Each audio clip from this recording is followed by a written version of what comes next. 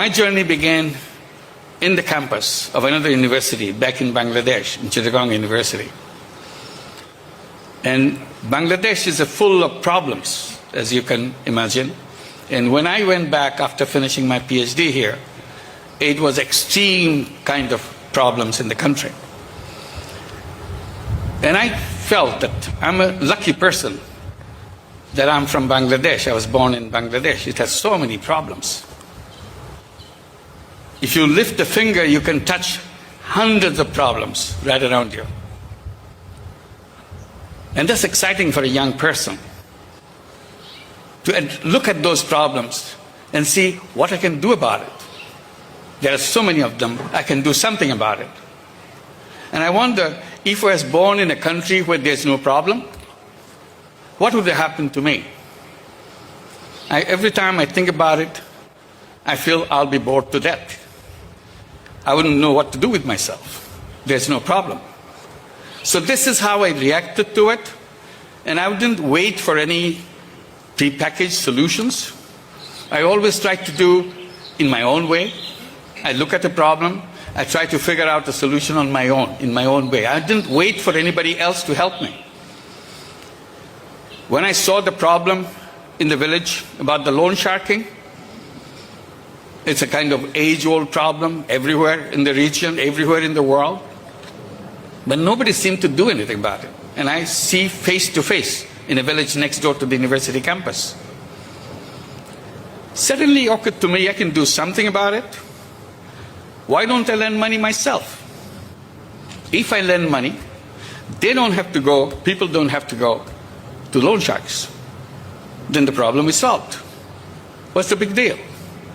So I started lending money out of my own pocket. There's a very tiny amount of money needed.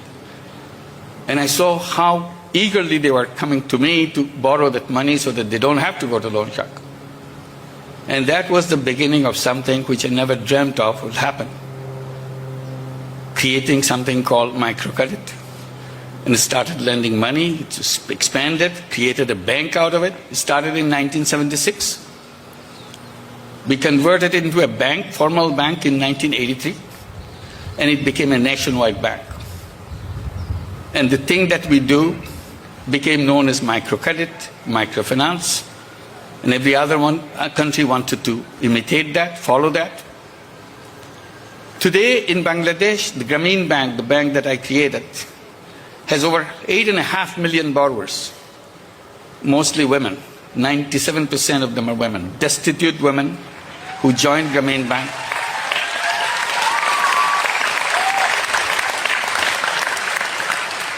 Not only they borrow money from Grameen Bank, they own the bank itself. They sit in the board of the bank, they decide the policies of the bank. So it's a very strange bank in that way. It's a bank owned by poor women. It's a bank which is run by poor women as a policymakers. And we have been, let me take it off. It's trying to blow away. It's a bank which is at the service of the poor women everywhere. The basic principle that we put right away, people should not come to bank, bank should go to people. Still, wherever the microcredit programs are done, it's the same principle. They don't have to come to the program. The people go and serve them at their doorstep. So all these 8.5 million borrowers in all the villages of Bangladesh, which is 80,000 villages in Bangladesh, we meet them every week, serve them at their doorstep.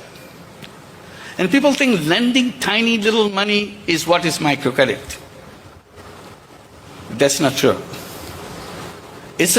The whole microcredit is challenging the existing banking system. We are almost opposite of the conventional banking. People tell me, how did you decide the rules and policies of the bank? How do you design all those things, all the intricate details? I say it's very simple. Whenever we needed a policy and we did a rule, we just look at the conventional bank, how they do it. Then we do the other way. We do the opposite. They go to the rich, we go to the poor. They go to men, we go to women. They go to the city center, we go to remote villages.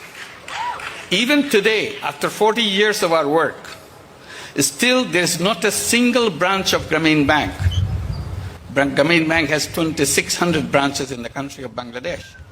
Not a single branch is located in any city, any town, any township in the country. It's all in the village. So we reversed that. Conventional banks ask for collateral.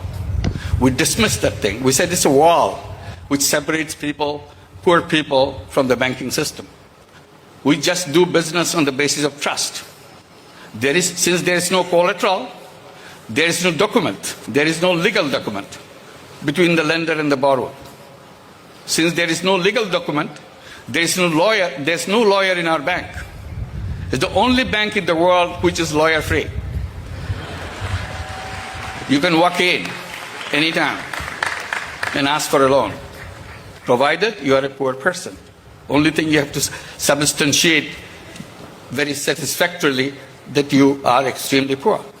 Again, this is the reverse of the banking system. In the banking system, you have to explain how rich you are, and then they give you money. And their rule is, the more you have, the more you can get. So we reversed the entire banking system. Today, almost half the population of the entire world is deprived from the banking services. We wanted to fill that. So it's not impossible to do that. So the whole thing began because I tried to do something in a way I thought it will be a solution for the people to stay away from the loan sharks. Now that became a challenge to the entire banking system, because most of the problem we created in the world is because of the banking system. Take the case of wealth concentration. All the wealth of the world is concentrated in few hands.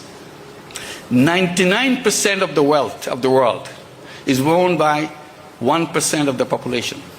If you reverse it, 99% of the population of the world own only 1% of the wealth of the world.